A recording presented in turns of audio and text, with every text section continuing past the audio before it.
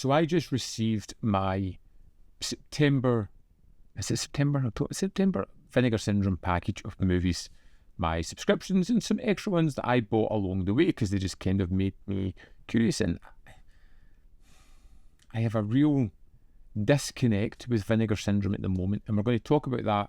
But let's kind of do a pickup video first, and we'll just get through what I got. So first up, Commando Ninja 2, Invasion America. I had a lot of fun with the first one. I picked this up instantly just because I want to see more of this action. It's daunting though, because it's 147 minutes, which is really giving me pause for thought. But I'll give it a shot. Next up, we have Bloodstained Italy, 3 giallo films: Death Falls Lightly, Obscene Desire, and The Bloodstained Lawn. I think they're giallo films. I'm all in. You know me, if it's an Italian film, I want it, and I will be checking this one out. Next up on the Larry Fessenden set, we had one last month, and this month we have Wendigo and The Last Winter. Both of these are on 4K. I'll give them a shot and see. Next up we have The Resurrected on 4K. Now, this one's been selling fast, and a lot of people have been really going on about this, which has made me excited, particularly my friend Andy, who said this is a real cracker. So I am looking forward to checking that out. In a surprise turn of events, one of the most sought after VSA titles was Vice Academy 1 to 3. It went for crazy money at certain points. People were clambering over it. It was the first number in the VSA range, I think. Was it? Somebody read about that. And then for their 57th, they announced Vice Academy 1 to 6. I picked this up. Why did I pick it up? I'm not entirely sure. I have the first 3, and I found that the returns were not good. You know, each film becoming subsequently worse than the previous one. So will 4 to 6 be any good? I really doubt it. Still, I picked it up, and in a moment of just I don't know what I was thinking, was this popped on. They found some titles that they thought they'd sold out, and one that I kind of almost bought when it was announced and I eventually picked up was Dude Bro Massacre 3. Do I know anything about it? Do I? Heck, did I buy it? Well, absolutely. And this is coming to my point for Vinegar Syndrome. I have been underwhelmed this year. Normally, the Vinegar Syndrome package are delightful, you know, forgotten horrors, rare classics that you discover that have been almost forgotten. And I find that the Vinegar Syndrome output hasn't had me that enthused or excited.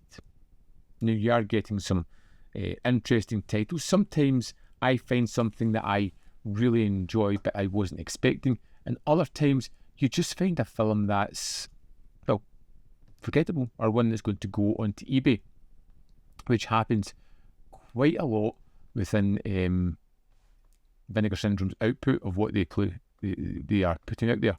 So looking at the films this year, like I don't feel an urge to run and check them out. They don't become the top of my watch pile that they used to do.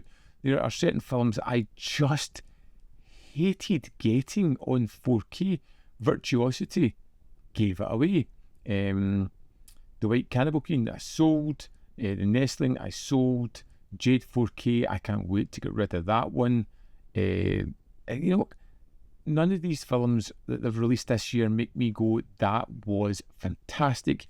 This is why I do the subscription, and it's giving me a pause for thought. The subscription is coming up in January, and I feel like I'm unsure about the getting it again. Do I really want it?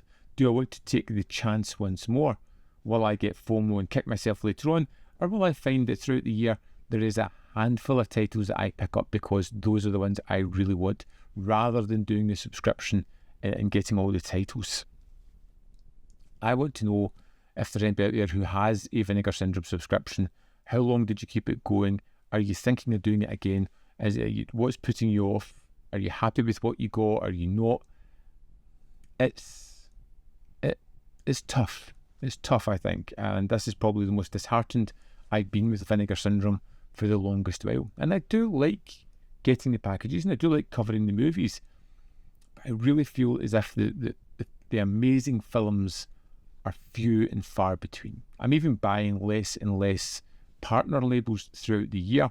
Now, I've been keeping a track of all of the Vinegar Syndrome titles this year, and there is roughly about 40% that goes straight onto eBay, and then there's a further 20 to 30% where I'm like, I don't know if I want to keep this, and then there's 30% that I go, you know what, that's a good title, I'll keep a hold of that and put it into my collection.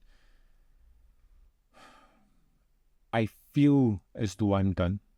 I feel as though I've had enough, and there are far more interesting films coming from other companies. You know, I look at Radiance and Eureka. Sometimes Arrow are releasing interesting things, although not as much. You've got Terror Vision, whose announcements are pretty terrific. There are other labels that make me more interested. And then there is the almost cannibalization of the films. You know, Murder Rock, which I got, came out in the UK very quickly. There is some of the Forgotten Gialli films that are starting to be released in other labels as well. Death Carries a Cane is coming from 4K from Indicator. It doesn't feel as spatial anymore. And I've had a Vinegar Syndrome subscription since 2020, I think was the first one. So 5 years. This would be my 6th, and I am on the fence, unsure. So give me your feedback. What do you think? Because it's a lot of money. It's a big output. Do you enjoy the Vinegar Syndrome videos? Do I do more of that content? You know, if I submit to it, then it's another year. But I guess it's not enthusiastic about it. What do you think? What do you think out there in collector land? Let me know your thoughts in the comment box below. Let me know what you think of any of the movies I picked up. Does any of them make you go, wow, that's what Vinegar Syndrome do and it's so exciting? Or is it just jaded? Am I getting to the limits of what I can stomach anymore?